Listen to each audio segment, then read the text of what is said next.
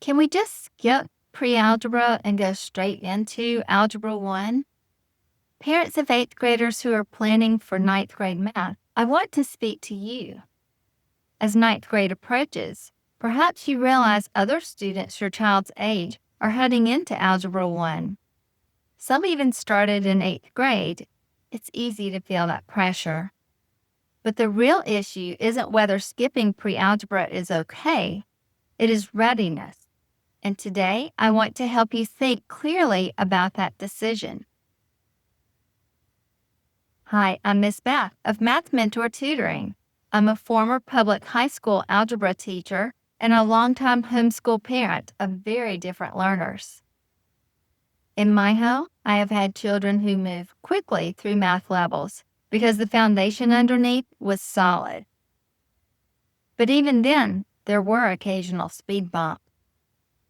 I've also parented a learner who needed more time as math became more abstract. More time, more effort, careful planning. I've learned that success in math doesn't come from speed. It comes from intentional pacing and honest evaluation. In this video, we'll look at 3 things: what pre-algebra actually protects, what Algebra 1 truly needs, and 3 thoughtful paths you can consider next. By the end, you'll have a clear way to evaluate readiness without comparison driving the decision. If a family is considering skipping a level, I am generally more cautious about skipping pre-algebra than skipping a traditional 7th grade math course. If you're wondering how 7th grade math compares to pre-algebra and what skills each stage builds, you may find helpful guidance in my earlier post.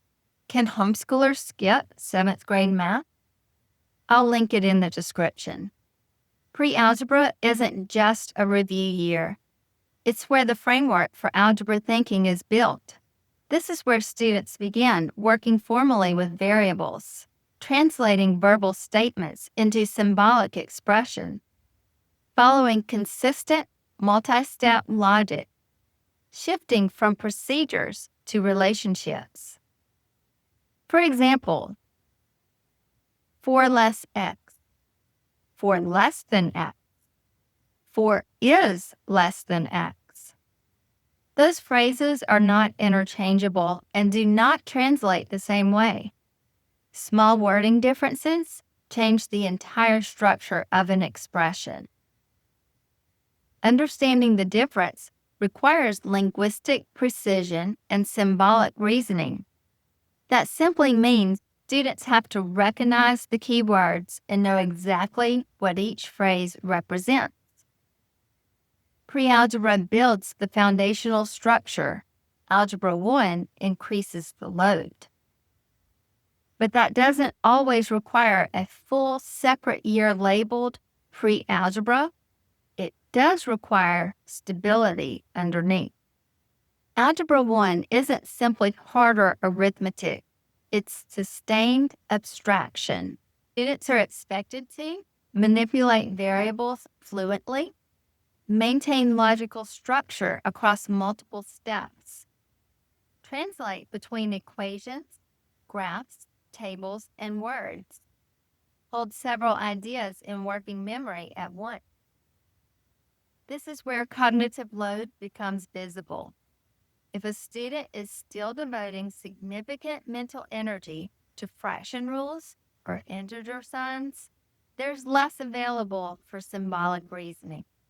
It means the structural load needs to increase carefully. The goal isn't perfection before beginning Algebra 1, it's stability under load. By 9th grade, something important has shifted. Adolescence brings significant neurological development, especially in areas tied to planning, working memory, and abstract reasoning. When I taught Algebra 1 in public high schools, very few students entered perfectly polished, but many were ready to grow. And when foundational gaps were addressed alongside Algebra 1, those gaps often shrank as progress moved forward. For most homeschool students, Algebra 1 by ninth grade is appropriate, not because everyone is perfectly prepared, but because developmental maturity often makes growth possible. Even if it takes longer than a traditional 9-month school year, homeschooling gives you that flexibility.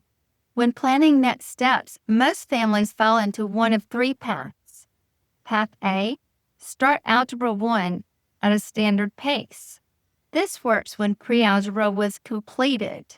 Fractions and integers are workable, perfect, but workable. And your student can engage new material without shutting down.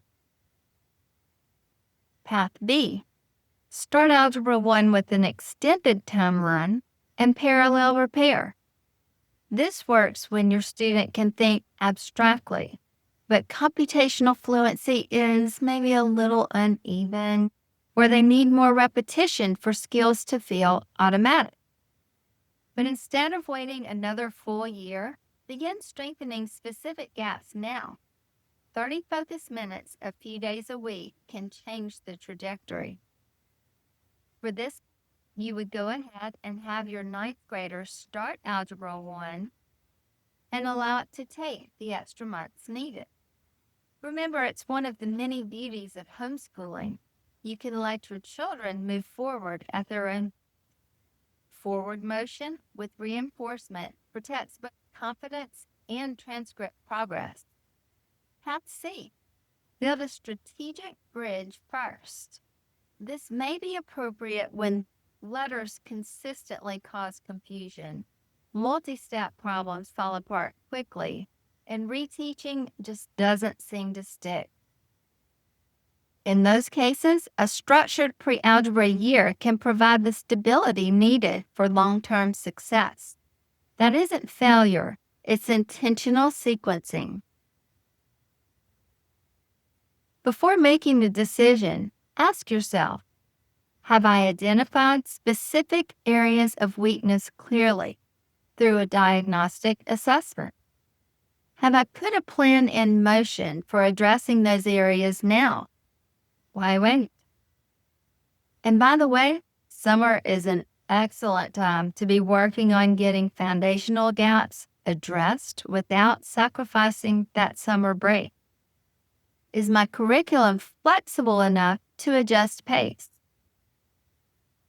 What resources are available or what resources are needed? Am I reacting to comparison or observing consistent pattern? Healthy math pathways are rarely driven by what other students are doing. They're built on steady observation and thoughtful planning. If you'd like clarity about your child's readiness, I offer diagnostic assessments and placement conversation. You don't have to guess. If you're also weighing the earlier decision between 7th grade math and pre-algebra, I'll link that video below. Algebra 1 is not a race. Architecture matters. Pacing matters. Support matters. Protect the student, build the structure underneath, and choose the path that supports steady, sustainable growth. Choose wisely, build well.